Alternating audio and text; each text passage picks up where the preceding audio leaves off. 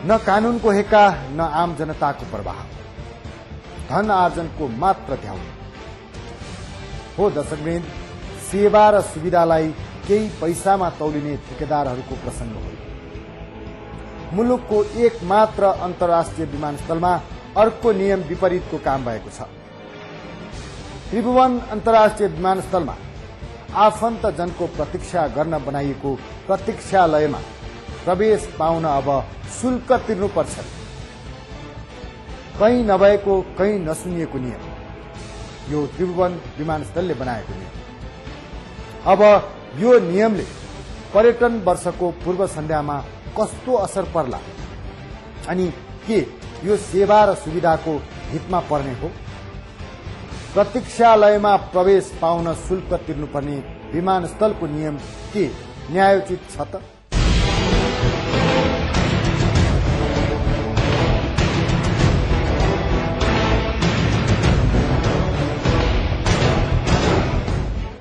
त्यसो त नसुनिएको छ, न त कुनै नियम कानून नै होला। अझ तपाईलाई अचम्म लाग्ला प्रतीक्षालयमा प्रवेश पाउनकै निम्ति शुल्क तिर्नुपर्छ भन्दा। हो दर्शकवृन्द, यो कुनै परदेशको खबर होइन, न कुनै दुर्गम ठाउँको नै। मुलुकको एक मात्र अन्तर्राष्ट्रिय विमानस्थल पुग्नु भयो भने अब पैसा तिर्नुपर्छ प्रतीक्षालय प्रवेश गर्दा पनि। नपत्याए त्यसैले निम्ताएको विवाद हो यो।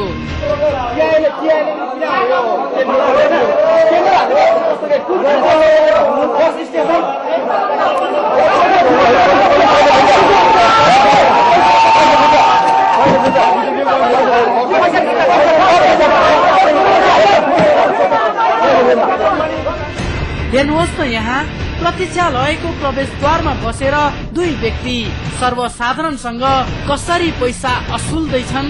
केही दिन अघिसम्म निशुल्क प्रवेश पाइने प्रतीक्षालयमा फटाफट 22 रुपैयाँ लिइँदैछ रसिद नै भिराएर।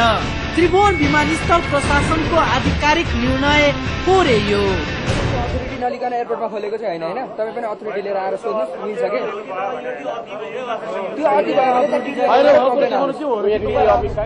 उता आफ्नै देशको विमानस्थलको प्रतीक्षालयमा प्रवेश गर्दा शुल्क तिर्नु परेपछि कम्ता आक्रोशित छैनन् सर्वसाधारण।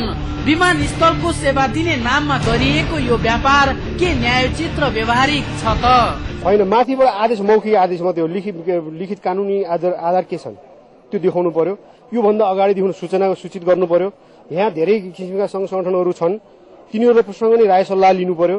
यो टीआईए भनेको, इन्टरनेसनल एयरपोर्ट भनेको एउटा टीआईको मात्रै हो कि या सीमित व्यक्तिको मात्रै हो कि सारा सम्पूर्ण नेपाली जनताहरूको हो? जनतालाई अलिकति होइन, अब मान्छेहरू प्रतीक्षा गर्न भनेर आउँछन् यहाँ। अब त्यसको लागि अब पैसा उचित जस्तो लाग्छ के मलाई, किनभने अब हामी पार्किङको पनि पैसा तिरेर हुन्छन् होइन। जनता त अब सबैलाई अब सुविधा चाहिएको छ नि। जनतालाई त जनतालाई नै सुविधा नदिने अब सरकार कस्तो हो त्यो त अब तपाईँहरूले विचार गर्नुहोस्। खास त यहाँ त पैसा मात्रै लिने होइन।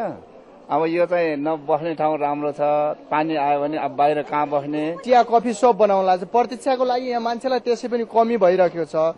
अब यहाँ चिया कफी सप भनेर यहाँ बार्दै तपाईँको भाडामा दिँदै पैसा उठाउने, पैसा असुल्ने मात्रै बाटो भइरहेको छ क्या अहिलेसम्म।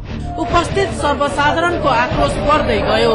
ब्यानर च्यातियो, अधिकांशको पैसा पनि फिर्ता भयो। अन्तत पैसा असुल्ने ठेकेदार बाध्य भयो खुलेआम ठोक्न। खासमा विमानस्थलले सोनिका सर्भिस नामक एक संस्थालाई दिएको ठेक्का रहेछ यो शुल्क असुली। तर यो कस्तो कानून हो, कस्तो नियम हो? सामान्यतया कुनै पनि मुलुकको प्रतीक्षालयमा प्रवेश गर्दा शुल्क दिइने प्रचलन छैन होला। सेवा र सुविधाको नाममा धन आर्जन गर्ने कायदा किन रचे विमानस्थलका हाकिम साहबहरूले?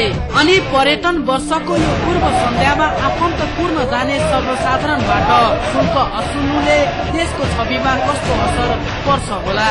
के यो त सरासर विमानस्थलको ठगी होइन र? होइन भने कहीँ नभएको जात्रा किन त?